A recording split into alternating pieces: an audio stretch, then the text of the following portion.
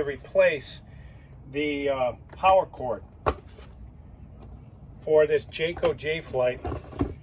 It's a 30 amp power cord, and you'll see from the picture that the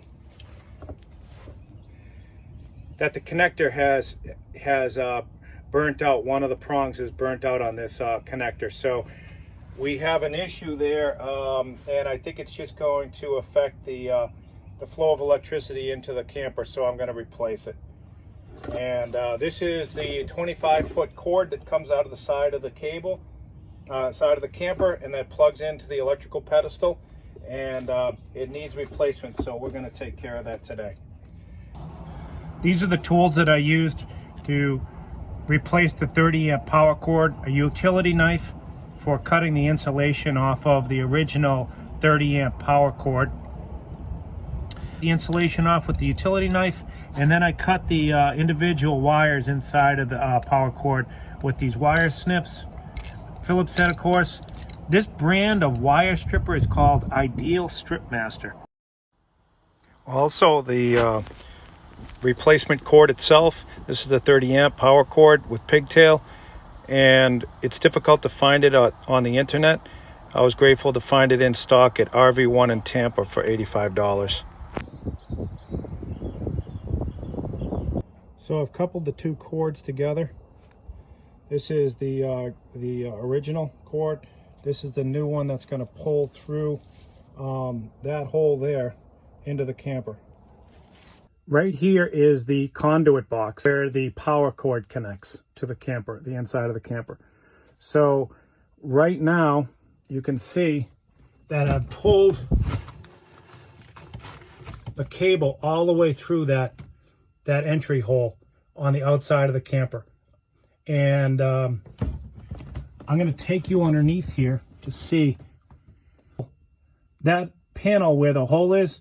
That whole panel is a box inside of the Jayco, and it ends right there. And all the cord, the power cord, winds inside of that box. It's not on a reel. It just winds itself inside that box.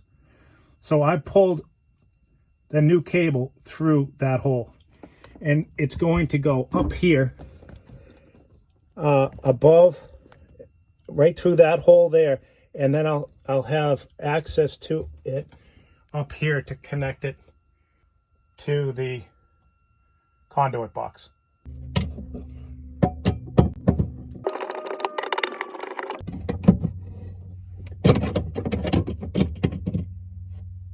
Okay, so this is pretty straightforward.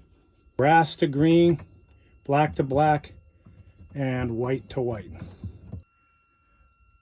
Okay, I took all the wire nuts off of these wires. They're all disconnected. This is loosened, and I loosened this as well. These are just strain relief items here.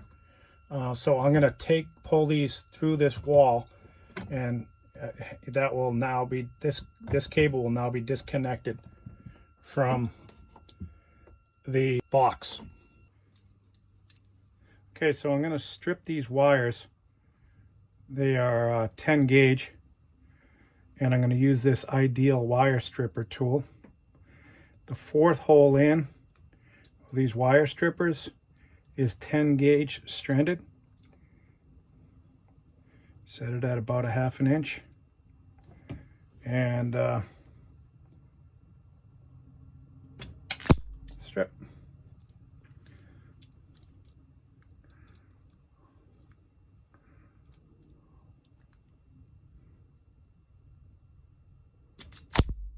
Now here's how we combine. This is the neutral wire that's inside the camper, and this is the neutral wire on the new cord that we've installed.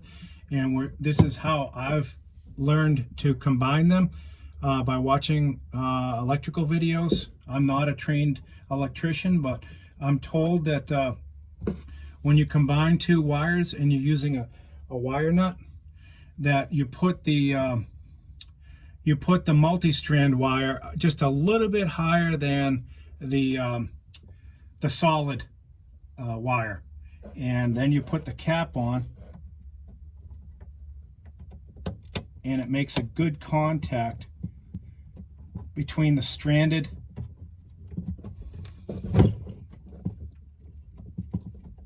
and the solid wire. Okay, that's pretty tight. Now I do a little pull test